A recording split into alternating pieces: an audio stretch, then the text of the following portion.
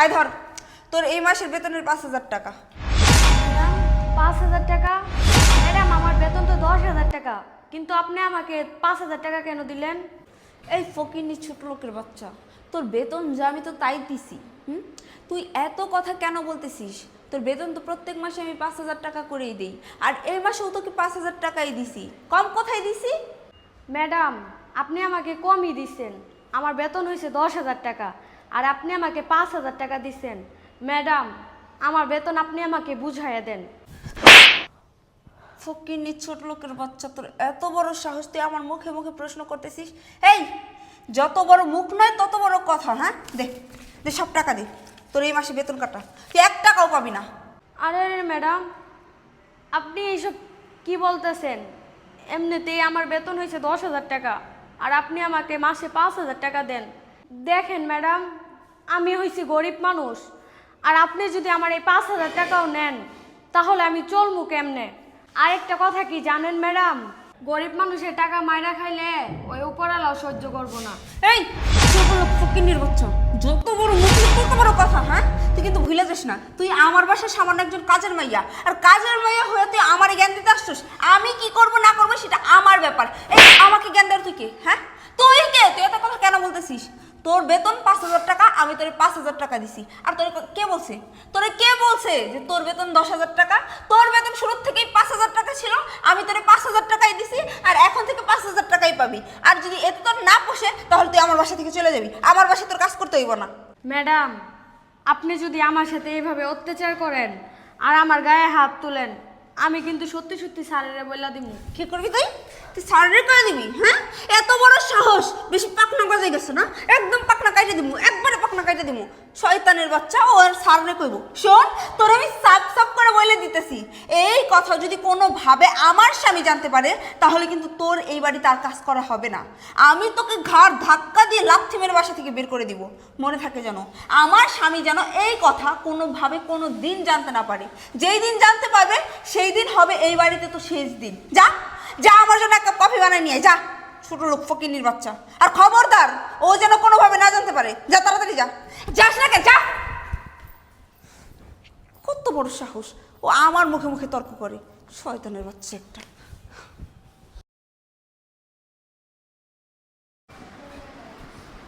হারামজাদি, ওর কত বড় সাহস, ও আমার মুখে মুখে তর্ক করে। আমি ওই ফকিন্নির বাচ্চারে কফি আনতে বলছি সেই কখন, এখন পর্যন্ত আমার কফি আনার কোনো নামগন্ধ নেই। কি ব্যাপার, ও কি মরে গেছে নাকি যে কফি বানাতে এতক্ষণ টাইম লাগে? এই ফকিন্নির বাচ্চা, হারামজাদি, আর কতক্ষণ লাগবে তোর কফি আনতে? হ্যাঁ, মরলি নাকি তুই? কি রে, কোনো সারা শব্দ নেই কেন?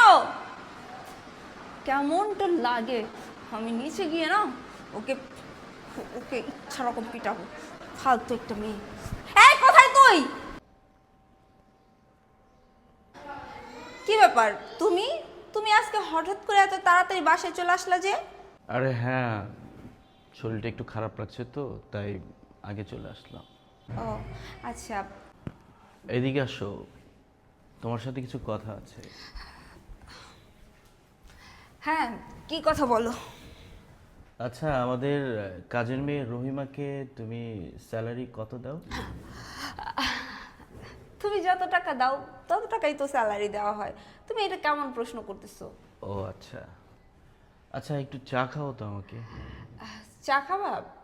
আচ্ছা, আমি রহিমাকে বলছি। রহিমা,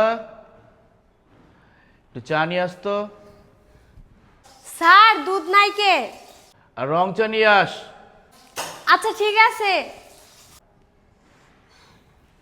আচ্ছা নেহা, রহিমার সাথে তোমার কিছু হয়নি তো? আরে আমার সাথে কি হবে, তুমিও না ওদিকে এত নজর দিও না তো। ও কি করে না করে ওর ব্যাপার, ওর ওর মতো থাকতে দাও। স্যার এই নেন আপনাদের চা। ধন্যবাদ। কি, তোর মন খারাপ কেন? না না স্যার, কিছু হয় নাই। রহিমা, তুই স্যালারি ঠিক মতো পাচ্ছিস তো? হ স্যার, আমি আমার ঠিকঠাকই বেতন পাইতাছি।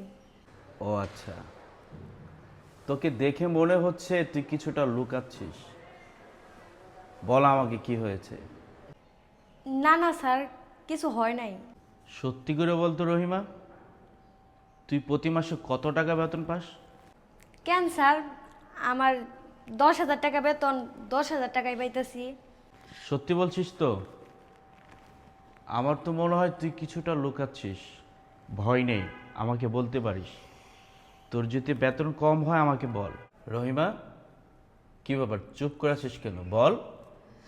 না না স্যার, কোনো সমস্যা নাই, কিন্তু মানে মানে কি? আরে তুমিও না কি সমস্ত প্রশ্ন করো, ওকে এত প্রশ্ন করার কি আছে? তুমি যা বলার আমাকে বলো। আরে রহিমা তুই যা, তুই গিয়ে কাজ কর, যা যা।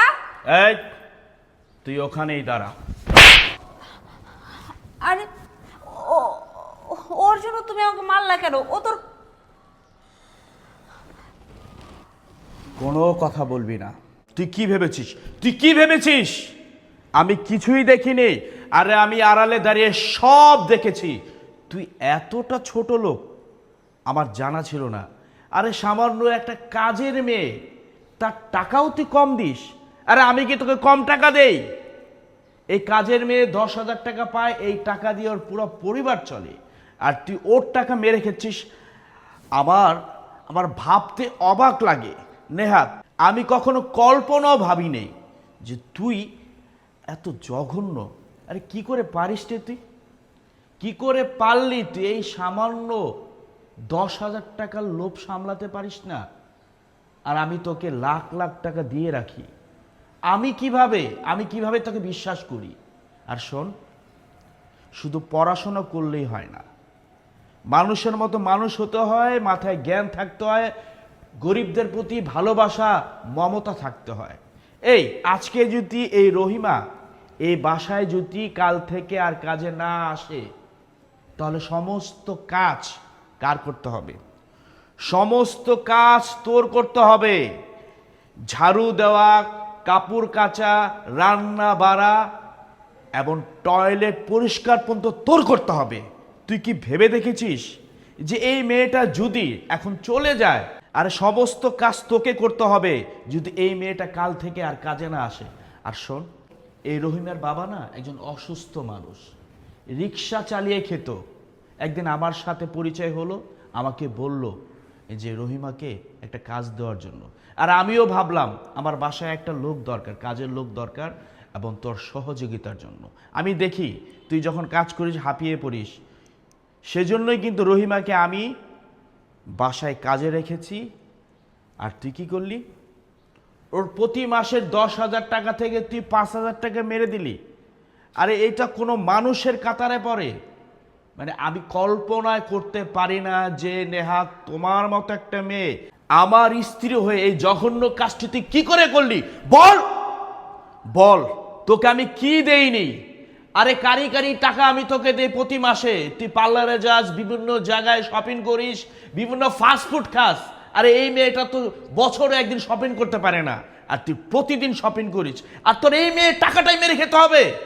আরে আমি চাইলে তো হিসাব করে তোকে টাকা দিতে পারতাম, যে প্রতিদিন তোর কত টাকা লাগে তুই হিসাব করে দেখেছিস? শোন, মানুষের যখন চাহিদা বেড়ে যায় না, তখন মানুষ দুর্নীতি করে, সেটা তোকে দেখেই প্রমাণিত। আর শোন, তোকে বলছি, তুই ভাবলি না একবারও এই মেয়েটা তার 10,000 টাকা দিয়ে তার পুরো পরিবার চলে, আর তোকে কারি টাকা দিয়ে আমি সেই টাকা দিয়েও তোর মন ভরে না। তুই দুর্নীতি করিস এই মেয়েটার টাকাগুলো। আচ্ছা, তুই যদি এই মেয়েটার জায়গায় থাকতি, একবার ভাবতো, চোখ বুঝে একবার কল্পনা করতো কি করতি তুই? শোন, মানুষের বিবেক থাকতে হয়, আর সেই বিবেকটা তোর নেই। দেখ, এই মেয়েটা, আমি বারে বারে কিন্তু রহিমাকে জিজ্ঞাসা করেছি যে রহিমা, তুই কি টাকা ঠিক মতো পাচ্ছিস? তুই কি 10,000 টাকা পাচ্ছিস? রহিমা একবারের জন্য কিন্তু বলে নাই স্যার আমাকে ম্যাডাম টাকা কম দিচ্ছে। এটাই হচ্ছে মানবতা। আর শোন, আমি তোকে আর একটা টাকাও দিব না। প্রতি মাসে তোকে যে কারি টাকা দিতাম সব বন্ধ। এবং তুই, এ রহিমা আমার বাসায় 2 বছর ধরে আছে। 2 বছরে প্রতি মাসে যদি 5,000 টাকা করে হয়, বহুত টাকা। এই সমস্ত টাকা হিসাব করে এখন তুই রহিমাকে দিবি, না হলে আমি কিন্তু খুব খারাপ হয়ে যাব। যে রূপ তুই কখনোই দেখিসনি, ওর টাকা পরিশোধ কর আগে। না না, ঠিক আছে, আমি ওর এই 2 বছরে যত টাকা নিয়েছি সব টাকা ওকে ফিরিয়ে দিব। আমি আমার ভুলটা বুঝতে পারছি। আসলে এই ধরনের কাজ করা আমার একদমই ঠিক হয়নি। আসলে হয়েছে কি বলো তো, তুমি আমাকে এত এত টাকা পয়সা দিছো, তারপরে ওকে 10,000 টাকা স্যালারি দেওয়া হইতো। ওই 10,000 টাকার মধ্যে থেকে আমার লোভ জাগে, ওইখান থেকে আমি 5,000 টাকা করে প্রত্যেক মাসে মেরে দিতাম।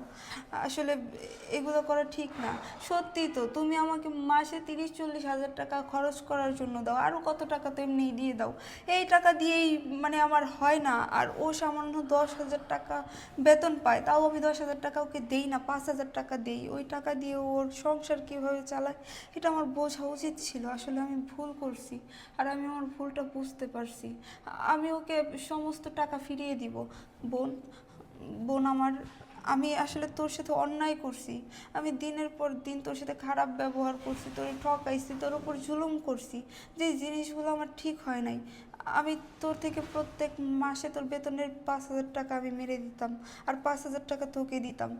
আসলে এই জিনিসগুলো একদমই ঠিক হয় নাই। তুই আমাকে বলছিলি না আজকে যে গরিবের পেটে লাথি মারলে আল্লাহ তাআলা সেটা পছন্দ করে না।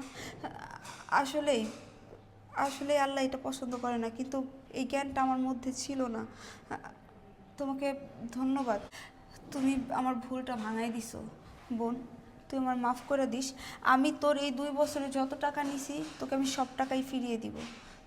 না না ম্যাডাম, আপনি এসব কি বলতেছেন? আপনি আমার কাছ থেকে মাপ চাইবেন কেন? স্যার, ম্যাডাম যাই করছে, ম্যাডামের ভুল আপনি মাফ করে দেন। যাই হোক, ম্যাডাম তো তার ভুলটা বুঝতে পারছে। শোনো, আমি শুধু এই রহিমের কথাই তোমাকে এইবারের মতো ক্ষমা করলাম। ফের যদি দেখি এই ধরনের কোনো অপরাধ তুমি করছো, ঘাট ধরে বাড়ি থেকে বের করে দেব, মাথায় রাখবে। রহিমা, যা কাজ কর, ঠিক আছে? প্রতি মাসে এখন থেকে তুই 10,000 টাকাই পাবি। যাও কাজ করো। দাঁড়িয়ে আছে কেন? যাও, উপরে যাও। যত সব